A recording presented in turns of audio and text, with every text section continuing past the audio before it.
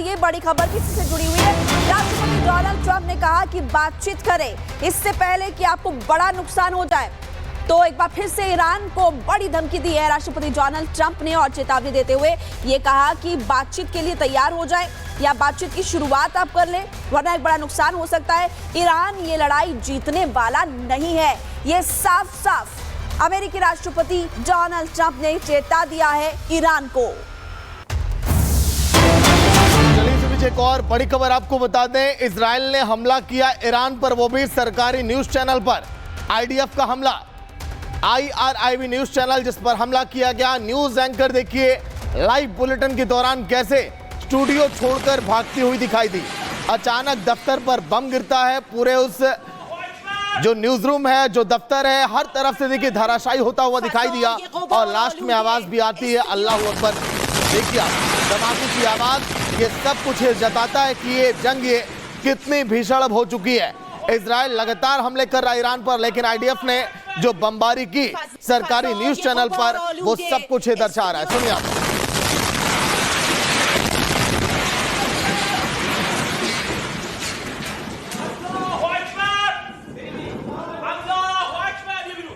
فضای غبار آلوده استدیو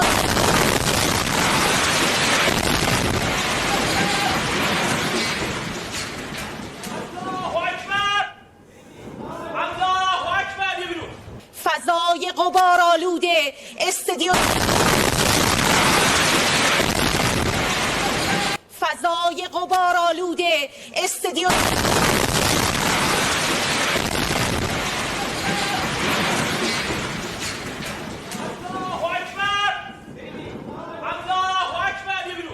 فضای غبار آلوده استدیو। दो तस्वीरें दिखा रहे हैं हम आपको, न्यूज चैनल धुआं धुआं हुआ पहली तस्वीर में आपको नजर आ रहा है और स्टूडियो की तस्वीर में आपको दिखा रहे थे जब लाइव टेलीकास्ट चल रहा था। उस दौरान एंकरिंग एक एंकर कर रही थी, लेकिन बमबारी होती है, एक जोर का धमाका होता है, शीशे फूट जाते हैं और उसके बाद आपने देखा कि अल्लाह अकबर की आवाज भी सामने आई है। इस बीच एक और बड़ी खबर आपको बताते हैं, मिसाइल लेकर जा रहे ट्रकों पर इजराइल डिफेंस फोर्सेस की बमबारी। मिसाइल लेकर पश्चिमी ईरान से तेहरान ट्रक जा रहे थे, जमीन से हवा में मार करने वाली मिसाइल लॉन्चर भी थे। इजराइल डिफेंस फोर्सेस की बमबारी से मिसाइल और लॉन्चर तबाह हो गए हैं। तो इससे पहले आप लगातार तस्वीरें देख रहे थे ईरान का इजराइल के कई ठिकानों पर अटैक।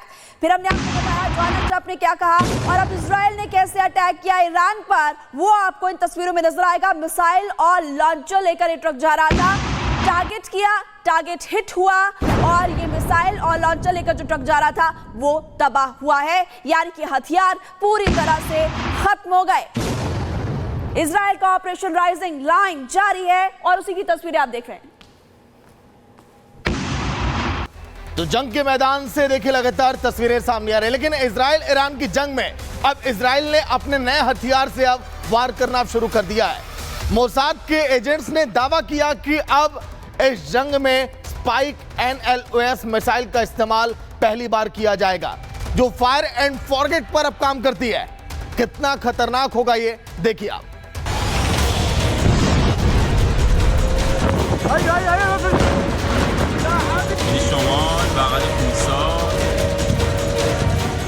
ईरान और इजराइल की ये जंग लगातार घातक होती जा रही है। इजरायली खुफिया एजेंसी मोसाद ने अब जो खुलासा किया है वो काफी घातक है। ईरान पर इजराइल ने NLOS का इस्तेमाल किया है। पहली बार इस जंग में LSOS का इस्तेमाल किया गया।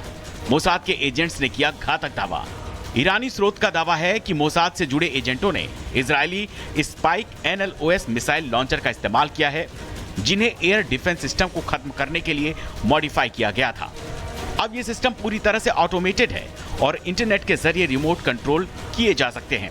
स्पाइक NLOS मिसाइल लगभग 50 किलोमीटर रेंज तक मार कर सकती है और इसमें लाइव वीडियो गाइडेंस सिस्टम होता है, जिससे ये छिपे हुए या फिर चलते फिरते टारगेट जैसे कि रडार और मिसाइल लॉन्चर पर बेहद सटीक हमला कर सकती है। ये इसे गोपनीय ऑपरेशन के लिए आदर्श हथियार बनाता है। 3 से 5 फीट की लंबी है ये मिसाइल, एक बार में 10 टारगेट मार सकती है। 30 सेकंड में लॉन्च, 15 सेकंड में रिलोड। ईरान के सोर्सेज ने दावा किया है कि इजरायली खुफिया एजेंसी मोसाद ने ईरान में चाहे मिलिट्री लीडरशिप हो या फिर न्यूक्लियर साइंटिस्ट, सभी को NLOS मिसाइल सिस्टम से निशाना बनाया। ये ऐसी मिसाइल होती है जो अपने लक्ष्य को सीधे देखे बिना भी उसे सटीकता से निशाना बना सकती है।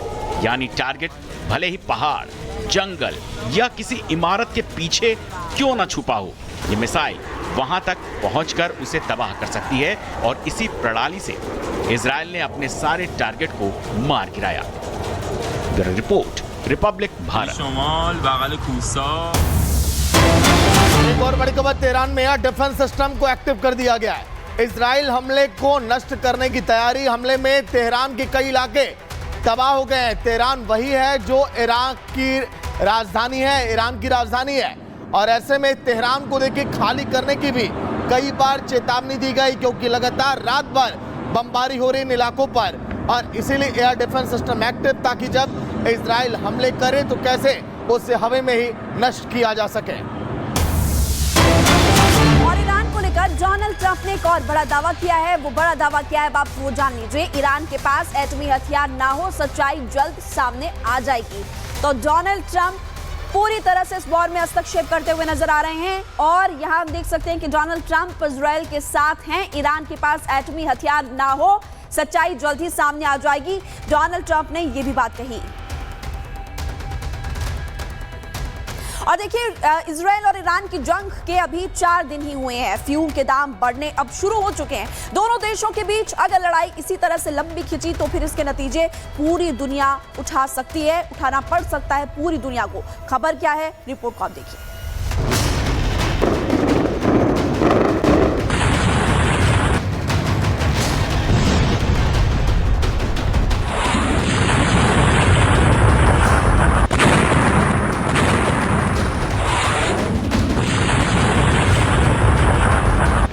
दोनों देश एक दूसरे पर मिसाइल और बमों की बरसात कर रहे हैं। मिडिल ईस्ट में जंग तो इजराइल और ईरान के बीच छिड़ी है, लेकिन इसका दंश भारत सहित दुनिया के तमाम देशों को भुगतना पड़ सकता है। इसकी सबसे बड़ी वजह है ईरान से निकलने वाला कच्चा तेल। इजराइल ने ईरान के कई तेल और गैस डिपो को निशाना बनाया है, जिससे वहां भयंकर आग लग गई है।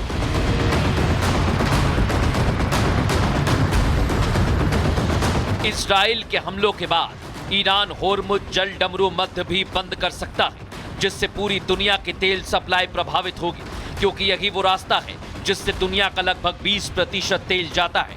अगर ईरान ऐसा करता है तो जहाजों से सामान भेजने और बीमा कराने का खर्च बहुत ज्यादा बढ़ सकता है। इसका असर भारत पर भी दिखाई देगा।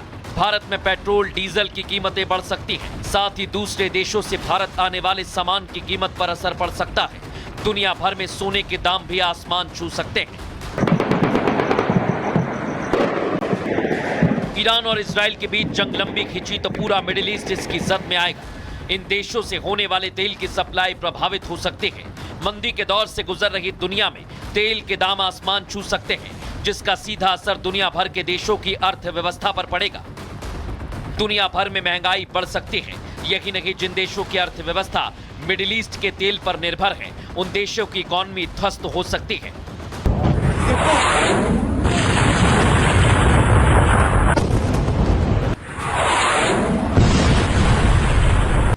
इजराइल ईरान जंग से भारत के किसानों को भी नुकसान उठाना पड़ सकता है, क्योंकि ईरान भारतीय बासमती चावल का दूसरा सबसे बड़ा खरीदार है। इसके अलावा चीनी, कॉफी और चाय भी ईरान भारत से मंगाता है। वहीं इजराइल भारत से हीरा, आभूषण, अभियांत्रिक और इलेक्ट्रॉनिक्स खरीदता है, जबकि भारत इजराइल से अंतरिक्ष उपकरण, potassium chloride, mechanical appliances, printed circuit और सैन्य हथियार खरीदता है। ऐसे में अगर जंग लंबी खिंची तो भारत को परेशानी हो सकती है। मिडिल ईस्ट के बड़े देशों में जंग जब भी हुई है, तब तेल की कीमतों ने आसमान को छुआ, जिससे पूरी दुनिया में महंगाई बढ़ जाती है। ऐसे में अब देखना यही है कि ईरान और इजराइल के बीच छिड़ी जंग कब खत्म होगी। दुनिया भर के बड़े देश इस जंग को खत्म कराने के लिए क्या कदम उठाते हैं।